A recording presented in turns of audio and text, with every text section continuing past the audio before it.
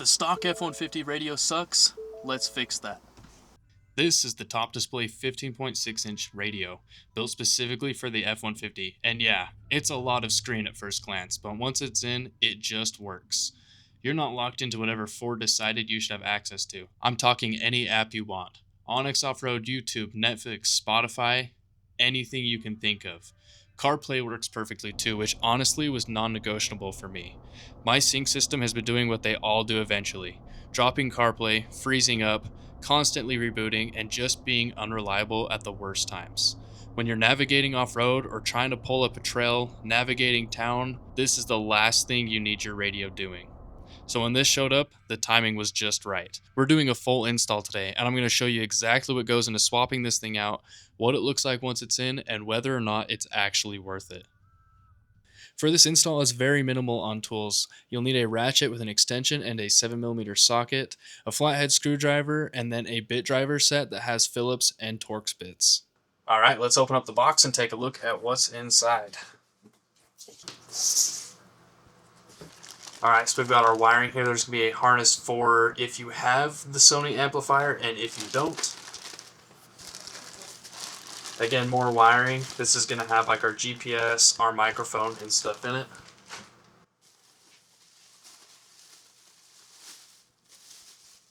Little bezel here. More plastics. So we've got two different plastics here. It looks like these are the lower for the controls depending on which model you have. And then right here we've got the radio display itself.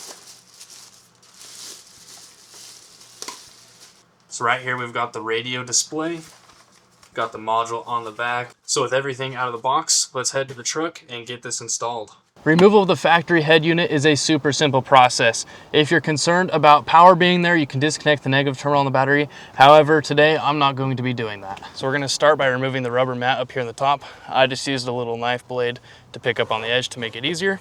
And then underneath that mat, we'll have two 7mm screws we need to take out.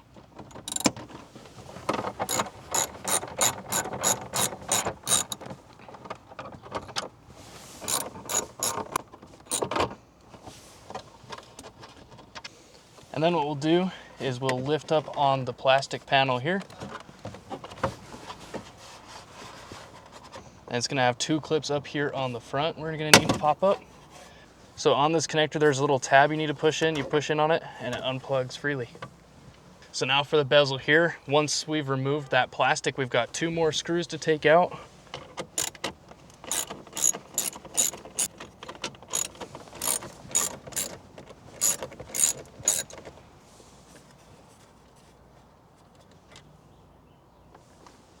So now with those two screws taken out, what you'll do is you'll put a couple hands on here and give the display a little bit of a pull. There's some clips here on the edges that actually hold this in place.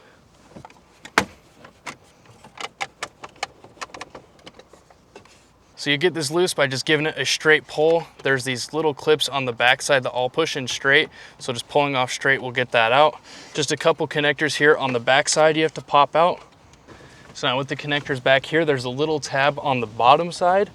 All you gotta do is kind of push these connectors in a little bit, push on the tab, and they'll release.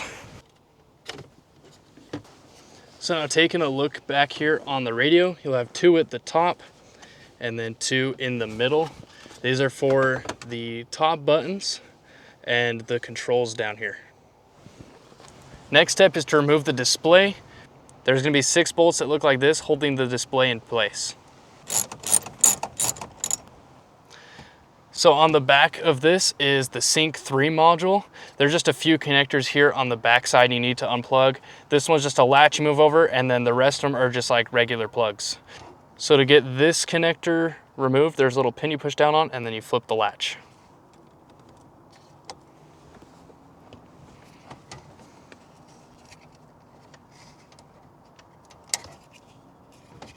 Perfect. So there's just the 3 you need to remove. There's a blue one, the black one, and then the big plug on the bottom. This harness piece stays right here. This is to connect the module to the display. So now the screen and module's out of the way. So now we got to get this radio portion out of the way. 4 screws in all the corners.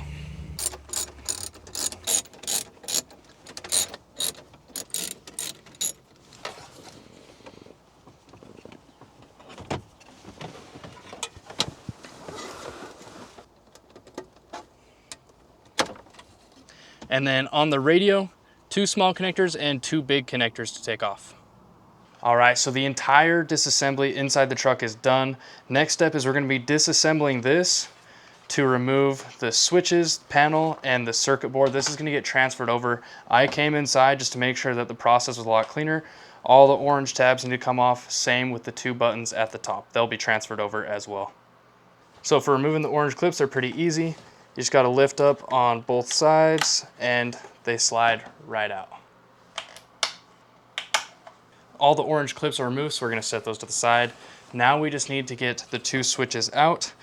There's 2 little push tabs on the sides. You just squeeze that and then you push the connector out forward.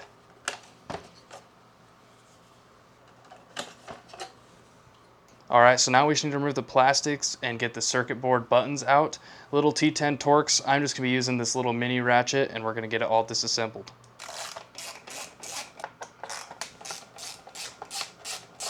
All right, all the screws are removed around and the 2 center ones here, I put them in the lid. These are gonna be reused later, so you wanna make sure you hang on to those.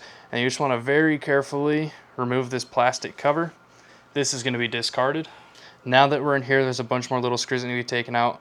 All these ones are around here to remove the circuit board. You wanna be super careful. There's these ribbon connectors here. You wanna be very, very careful with those. Remember to save all the little hardware in here. It's all going to be reused later. All right, so I got all the screws out and I just pushed this bezel to the side. I'm just being extra careful with all the connectors, especially since we're transferring over the circuit boards. Next step is to grab whichever one matches your vehicle. This one's gonna be the one that matches mine. I don't have the CD player or like the little screen that sits up here, so I won't be needing this one. Provided in one of the bags is another little bag with these little black screws. These are going to be used for transferring everything over and installing the plastics. First off, what we're going to do is with our bezel, we're just going to snap this guy into place. There's 2 little clips in the center that will clip down in, and then 2 screws on the outside you'll secure it with. All right, with this lower bezel secured, we're now ready to swap all the electronics over.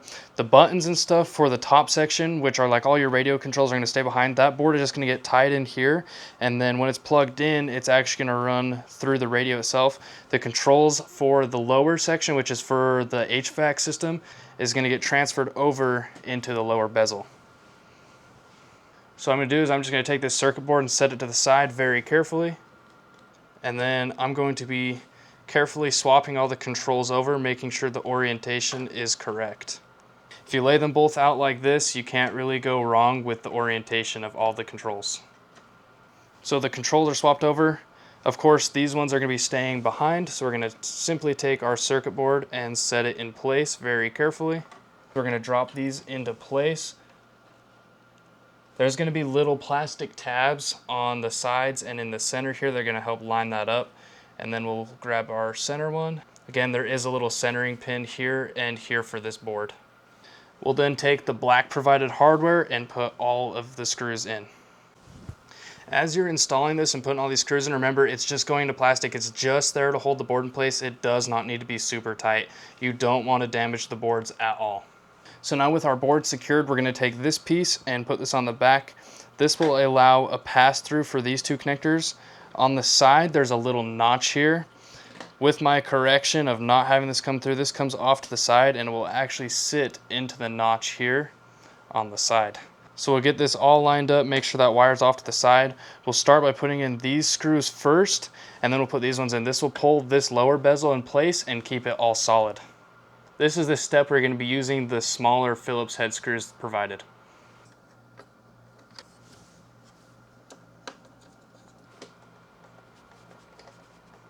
So now with the lower section all assembled, it's all rigid and held in place.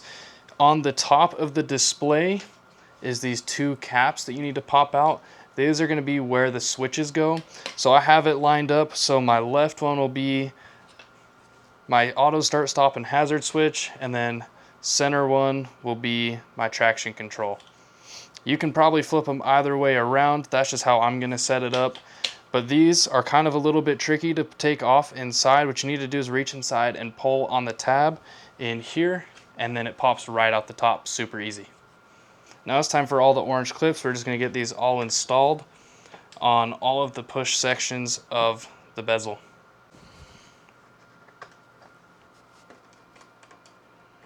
With our orange clips in place, it's now time to head back out to the truck, get the wiring harness installed, and then finally finish up the installation of the radio. Back out here at the truck, we need to grab our 2 harnesses. There's gonna be one bag that's generic for any setup, and then for our case, we're gonna be using the one that doesn't have the Sony amplifier. If you have the amplifier, there's another bag for that. And there's gonna be this instruction manual. You're gonna make sure you check out everything on here that's gonna show you how to hook up the harness if you have any questions. So I'm just gonna proceed and follow this, hook everything up. Everything should be fairly straightforward. Connectors will only really go in one place. Also worth mentioning here, if you have a 2020 to 2021, there is the separate low power harness. So I've got this one all hooked up with the 3 connectors, and then we'll move on to the other bag and connect everything else up. We've got this little connector that plugs into this guy here. And then this is going to be the little harness adapter for the backup camera. All right, now I've grabbed the display and brought it out here. I'm just going to set this right here because it's a nice resting spot. There's that little wire that comes off the side. That is what this orange, red, and black wire plugs into. And then we'll just follow plugging in all the harnesses up here into the radio. And then there's the 2 factory plugs like here that plug in the factory locations. There's also going to be 2 USB cables. I've got one installed. They both go in between the 2 plugs from this harness. So with these 2 USB-C cables, what I'm going to do is I'm actually going to route these through the dash and unplug them from the module on the new radio. And I'm just going to run them right behind and into the glove box. So if I ever need to connect anything, it's just super easy to get to. With the microphone, I'm going to run that through the dash and then have it sit to the right of the steering column. Whether you decide to run any of these or not, it's up to you. I'm gonna at least run the USB ones into the glove box, easy spot to run them, and then run the microphone to the right of the steering column. Here's kind of a quick rundown on how I ran my USB cables. So to drop the glove box, there's just 2 pins on the side, and then this guy you have to release. You just pull this back and pop it out of the hole here on the side. So I just ran this up through and to here. Once everything is all in place, I'm gonna take these and tie them up super nice. Now I'm ready to put the radio in. I've got my 2 USB-C cables run over there by the glove box. I ran my microphone right here to the right of the steering column. You can kind of grab the plastic and pop back a couple of the clips, feed the microphone through, and the run is maybe like this long. So what I ended up doing is I took all the excess cable, tied it up. I took their entire harness and got it all tied up together. I really don't want a wiring mess inside of this thing. One thing I also did too is the other 2 connectors, I made sure these were clearly visible, made sure everything is all plugged in. I've got my radio connector here. Then we also have to make sure that we're plugging these in up at the top. Those ones might be a little bit of a pain to get to, but yeah, let's go ahead and get this all installed. And don't forget the main power connector for this is kind of tucked back here. It's a little bit shorter of a run on the harness.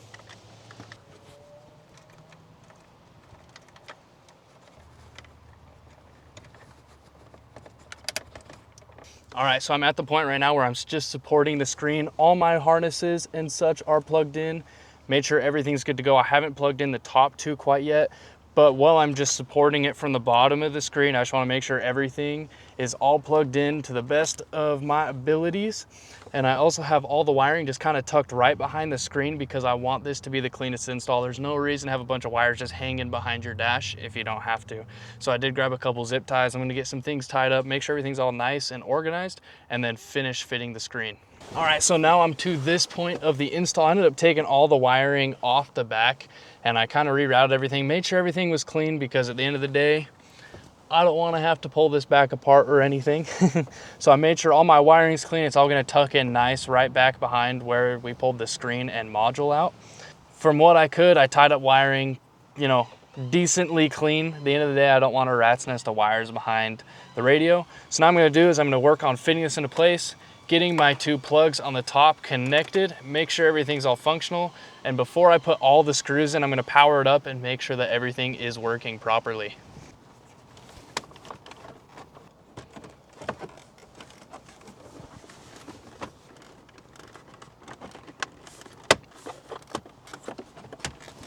Perfect. Now that we're here and it's all clipped into place, I got my connectors plugged in on the top. Everything's plugged in. I'm gonna go ahead and test the system, and then we'll follow the reverse order of removal for just putting the top plastic back in place. It's on, that's a good sign. Pretty cool little interface so far. Looks like everything's working, so I'm gonna get things tested behind the scenes, and then I'll be right back with you guys. So behind the scenes, I turned the key on, made sure that this powered on, connected my phone, I listened, made sure all the speakers worked. I checked out kind of a little bit of the functionality of it to make sure it worked, made sure reverse worked, backup camera and stuff works. Seems like everything's functioning. My steering wheel buttons are controlling things on here. So I kind of just wanted to test out all the main functions before I put the screws back in. I would definitely recommend doing that. But now that everything's all tested, I made sure my hazards are working, start stop turns off, my traction control button's working. I'm gonna go ahead and finish the installation. So I'm gonna put the plastic back in, make sure that connector's in. There's those couple screws I gotta put in. There's 2 screws for the radio itself, and then 2 screws for the plastic cubby. Rubber goes back in, and that completes the installation. So now what I'm gonna do is finish up the installation, and then I'm gonna run this thing for the weekend, see what I think of it, use it. I think having the big screen is nice, but I've been skeptical about it because it is running like an Android-based system, which most of the aftermarket stuff is. Personally, I'm kind of a factory guy. I liked my factory radio, but when I got the opportunity to install this, make a video about it, I figured I might as well jump on it.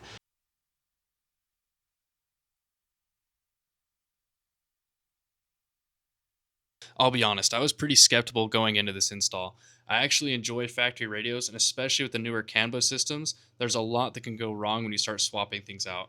So I did my homework before committing. One thing that immediately stood out was that TopDisplay came with multiple harnesses for different vehicle applications. So it's not a one-size-fits-all situation where you're just hoping for the best. It also came with a bezel for the controls below the screen, which matters because you want those factory buttons to still function properly. That kind of attention to detail going into the box gave me a lot more confidence before I even started the install. First thing you notice when this thing fires up is the display. It's bright, it's colorful, and it does not lag. I was really watching for that because a sluggish touchscreen in a vehicle drives me insane. 2 weeks in, and I have not felt it hesitate once. CarPlay has been flawless, not a single drop in 2 weeks of testing, which is more than I can say for the sync system it replaced. The biggest win for me day to day is the OnX Off-Road app on that 15.6-inch display. I'm out on the trails constantly, and before this I was always pulling out my phone to re-navigate, check alternate routes, and look at other trails nearby.